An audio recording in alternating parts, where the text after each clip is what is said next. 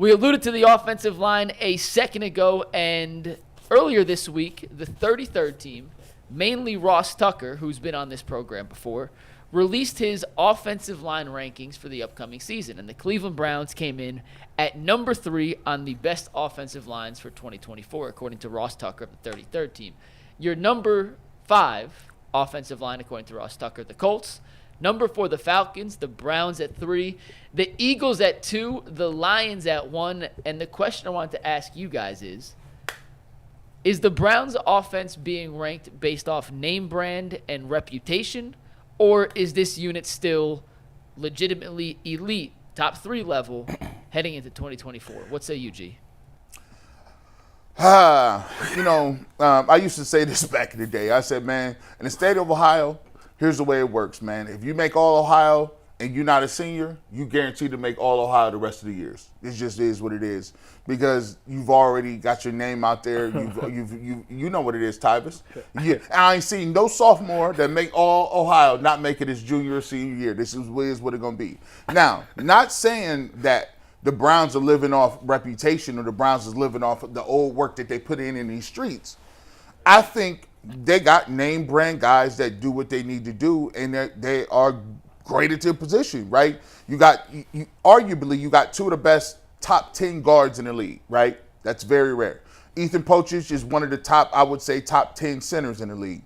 When Dawand Jones is thought of very, very highly as what he could possibly do if he could stay from getting injured. And, the wild part about it is there are people, surprisingly, even though sometimes I don't know why, but people are actually high on Jedrick Wills. They don't think Jedrick Wills is as bad as is projected, right? And Jedrick Wills is not a horrible player. Sometimes he just don't play to the whistle. And if you don't play to the whistle, it just makes you look crazy, because bad things happen when you don't play all the way and finish plays and finish blocks. But when you look at it, and they got Jack Conklin, who's been an all-pro in this league at some point in time, Pro Bowler, who is a swing tackle that could potentially start for a lot of different people. I like Whippler. I like Zach Zinner. I like their depth. So I can see why they have them at 3. I could have them anywhere from like a 3 to a 6 or a 7. But traditionally, the Browns are a very good running team. And they have, by the way, I even count a little bit with this too. David Njoku is one of the best blocking tight ends in the game. So when you look at their run game and you look at what they have, I don't have a problem with them saying that. The thing with the Cleveland Browns is they're older and they're injury prone. So you can start off at 3, but you could end up with people off the streets too. How many sacks the Browns give up last year? Give me 1 sec. Thank you. It didn't feel like it was a ton. I don't either. Yeah. Browns gave up 45 sacks last year, which was 40 less than the Giants, who led the league with 85 sacks allowed. And that ranked 12th in the NFL. And that's all the injuries. And that's with all the injuries. With all the injuries. And quarterbacks that run around a lot. Yeah. P.J. Walker run around. DTR, Deshaun run around. So that's pretty good, I would say. It's a solid unit. I mean, it's always going to be a solid unit. They ran the ball pretty decently. I forget what did they finish in rush yards last year? Oh, we had a major blowout on the show over whether or not they were elite. Oh yeah, y'all trying to say they were elite. Oh yeah, I forgot about they weren't even close to elite. I forgot about. Me and Bo were looking at each other like everyone Did here I say has elite? lost. Oh, you were on the elite Did side. I say I was you were on the elite side? I said elite. Actually, I don't know if you were here. No, it was Quincy. Quincy, and Jay yeah. versus you and Bull. I said they was good. I didn't say they was elite. Oh, Bull and I were like, Yeah, what that was like is elite. going on? What planet are we on? Well, they were, at the time of the argument, they were 3rd in the league in rushing yards per game. Right. That's where it was. First in attempts by a mile. Yeah, right. And you were saying the yards per carry, they run the ball more than anybody, bro. What do you mean they're not elite? 3.7 ain't elite? Like, I remember that conversation. Oh, man. I felt like I said Anyway, no, they were not elite last year at running the ball. Not even close. anyways, they were productive. They are a very productive group. Yeah. When you look at just the guys as a unit, you look at all of them, because individually, I think you hit it on the head. You got a lot of top 10 guys that's considered to be in the upper half of the league, and you put all of those together. The only question mark is probably your biggest one is your left tackle, and that's the thing. Is he elite? No, not at all. Was he playing well before he got hurt last year? I would say so. He was trending up. Yeah, he was trending up. My question, for me, it ultimately comes down to where is he at when it's time to go? Because right now, James Hudson. No. It's a little nervous. I'm a little nervous. Not gonna lie. Michael Parsons versus James Hudson. I'm a lot nervous. But James be out here. It's gonna be a lot. Should be a lot of little tight end chips. Little chips to Joku before you go out there. Give him a nice little help your boy out. But I mean, 3. I mean, I'm fine with 3. It's not. I'm not making the case that they're any higher than that for sure. I think the Colts' offensive line is solid, and I think Atlanta's offensive line is solid as well. I feel like any order for them 3 to 5 is fine with me. Yeah, I got Detroit overwhelming. Yeah, Detroit is number 1. It's not even close. Detroit. Philadelphia took the hit when Kelsey retired. Man, I never thought I would say that. They might not even push this year, which should be crazy. Detroit got dudes that's big and can move, and they be running all kind of different schemes. They be running I'm like, what are y'all running up there? They got 2. They physical, like, man. But the Browns is in that mix. They in that mix a little bit. They get stuff done. They move people out the way. They open up gaps and seams. Like they hold up. It ain't like the quarterback getting sacked 100 times a year. What do y'all think it's about? Solid. What do y'all think about the new offensive line coach? Do you think Andy Dickerson? Do you think he's been here before? We'll see. Do you think it's going to be a different yes feel because Callahan, you know what he brought. And Callahan was a surgeon when he was teaching it up. You know what though? You know what? Anytime that you replacing somebody like that good, we always is like, I don't know. But as of lately, it hasn't been bad. It's worked out. Right. I mean, the only recent I can give you is Terry, Tito, and Stephen Volt. Like, we was like, you replacing Tito? And Stephen Volt's come in and look, it's the I know that's a totally different sport, but I'm saying, like, Bill Callahan is like here. And they replaced him with this guy. Well, he left, but whatever the case may be, it might work out. A different voice sometime always does change things, and they might be better. But we got to see because we give Coach Callahan so much credit because of what he dealt with last year of all of those injuries, and no matter who was in there, it was still production still being had.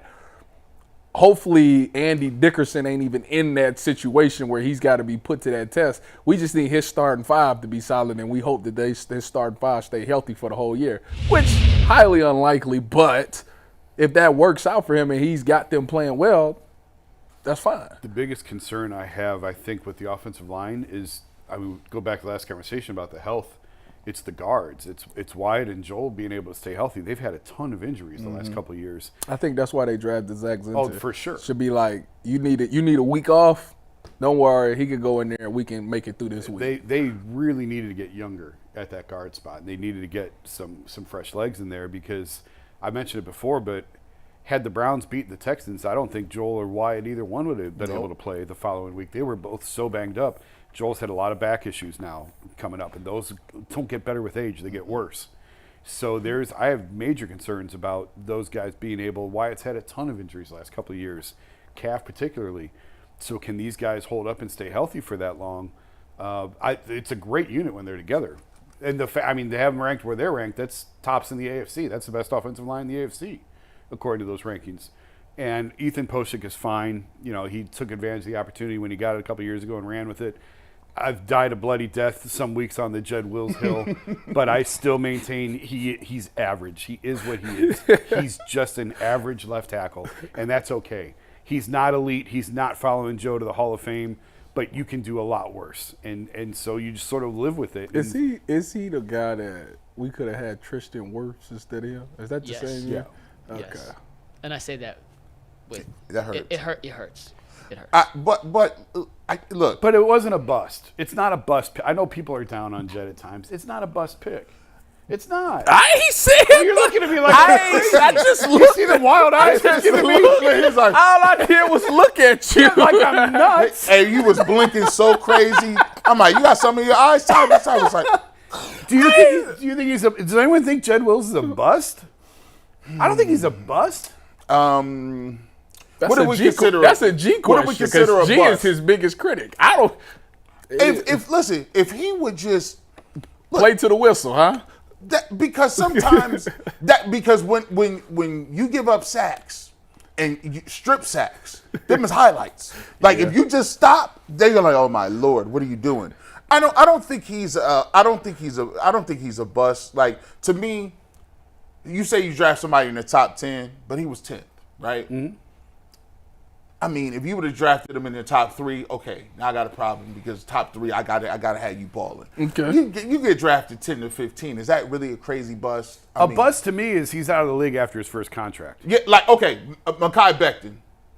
The dude from the He's had a Jets. ton of injuries. But he couldn't even get on the field.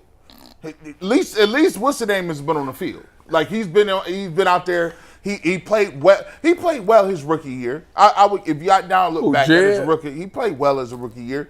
But here's the thing: if the offensive line plays up to their caliber and they're not injured, you're looking at a team that could be super dangerous. Because if you could think about if you just remember how elite the running game was.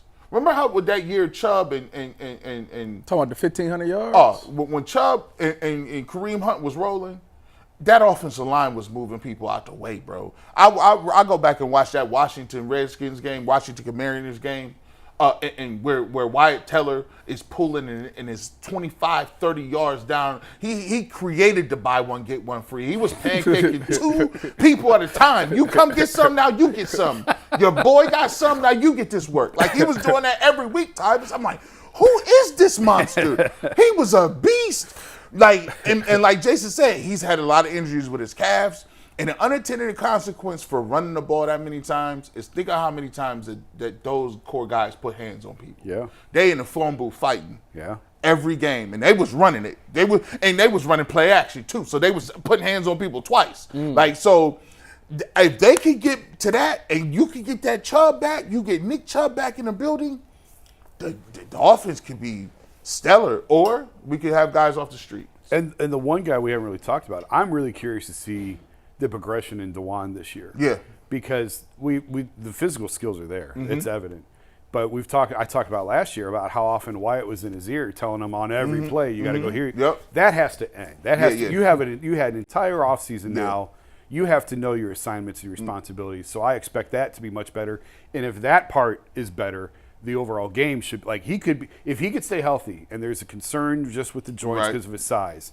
If he could stay healthy, he could be really, really, really good. Especially Matt, like the way and believe it or not, his run blocking grades aren't as good as his pass blocking grades. Oh, he's a terrific pass blocker. Terrific pass blocker. If he get that nastiness and moving that whole left hand, right hand side down, it'll be special.